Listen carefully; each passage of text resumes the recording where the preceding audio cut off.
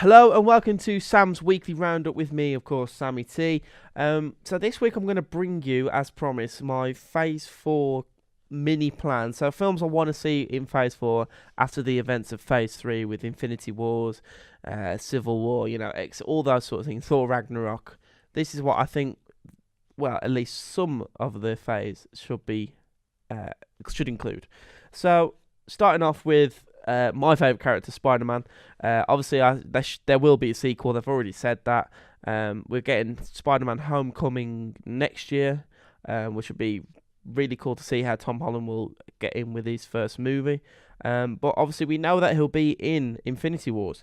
So I think that the next Spider-Man film should be how he deals with Infinity Wars and how he copes with what has happened. Because obviously, it's going to be a huge battle. How is he going to deal with it? Like Iron Man 3, how Tony Stark had to sort out dealing with the whole loophole thing, getting out of the hole and making sure he stays alive, coming back from the dead, more or less. How does Spider-Man deal with that sort of situation? I think this would also be really good to bring in another Spider-Man character, because that was the one thing that was missing from the Spider-Man films. You brought in these villains, but you never brought in another heroine within them. The only really one I can think of is Harry Osborn as a Green Goblin, and he came in at the end, but even that wasn't very good. So I think this film should look to be bringing in a female character, and I think that should be either Spider-Woman, who in the comics is part of the Avengers. She does have a big part to play in the Marvel comics. But also, you could bring in Silk, who, to those who have read the Spider-Verse comics, may know her from all them, and how she was bitten by the same spider as Peter at the museum, but obviously didn't. She has stronger powers than him, and they have a really interesting relationship, how they're constantly drawn to each other, and when they do, they kind of do their thing. But it'd be good to see that on the big screen, how they can bring that in, and also lead us to the Spider-Verse films, which I would love to see, because I really enjoyed it, and it brought another side to Spider-Man, which I think was well received in the end. And then also, I'm going to move on to Nova. Now, I mentioned this last week on the show, the weekly podcast, but Nova is a character who will be great if they introduced him in Guardians of the Galaxy. Obviously, we see the Nova Corps in Guardians of the Galaxy 1, and he's part of that sort of establishment, obviously with the name Nova. It's all about the helmet and the costume and how it gets the powers from that. He would open many doors into the universe, as he could bring in the new Warriors film, which is obviously like more of a cosmic team as well as like Guardians of the Galaxy, but it's more power based. So you have Guardians of the Galaxy where it's all fighting and guns and weapons and etc. There'd be more like the Avengers, how they've all got their own sort of power and they're all fighting, but on a cosmic level. It'd be really cool to see on the big screen, and just bring in more avenues for us to look forward to in the future. This one's more of a hope, to be honest, but XMen v Avengers. Obviously, we know X-Men Apocalypse is out at the end of May, but we're still not sure whether that'll be the last one, because where else can they take it with just those characters when they haven't got the whole catalogue of characters that the Marvel Cinematic Universe has? So it'd be interesting to see if that comic, X-Men v Avengers, which was only out a few years ago, is brought to the big screen.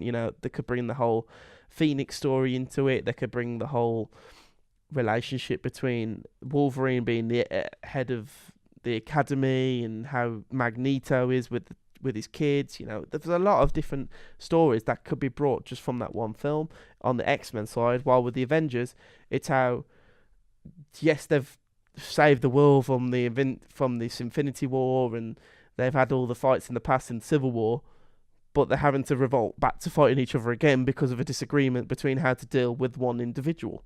So, again, a good different take on the different characters, on how they can kind of backfire on doing the good for what they think is right.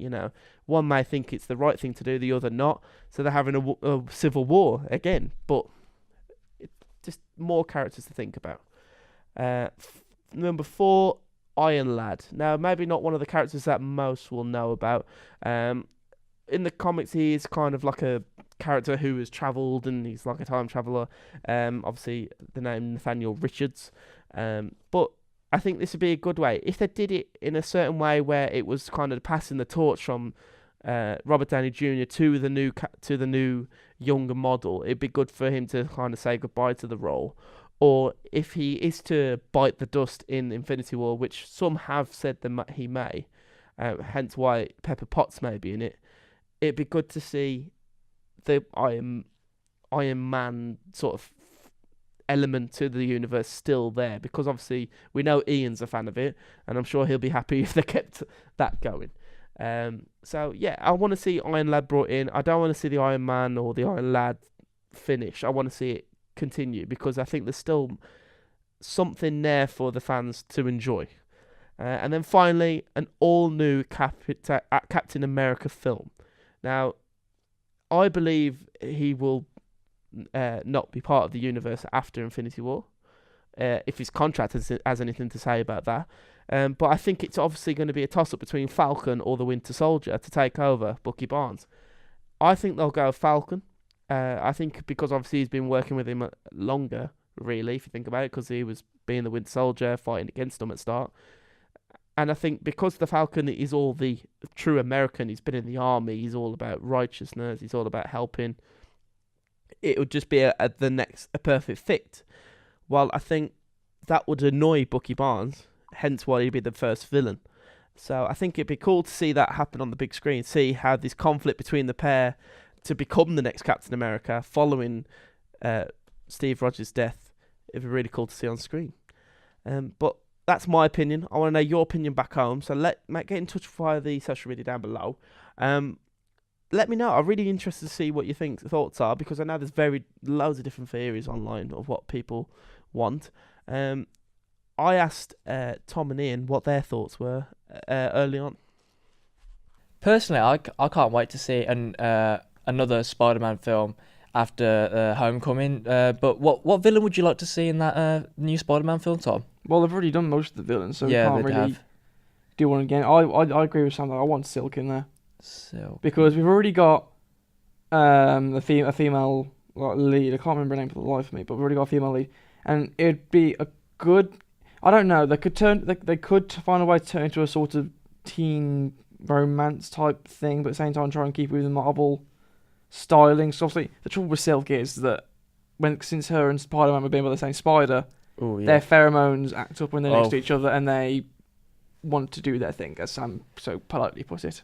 Personally, I haven't had any experience with Nova, but I would like to see what his iteration of the cinematic universe would be like in comparison to comics. Another thing is XMen versus the Avengers. What would you think about that? Like, I personally like to see both these crossover and see how they would actually fight against each other. If they're going to do that, they need to do it soon, because people are getting tired of the superhero movie genre.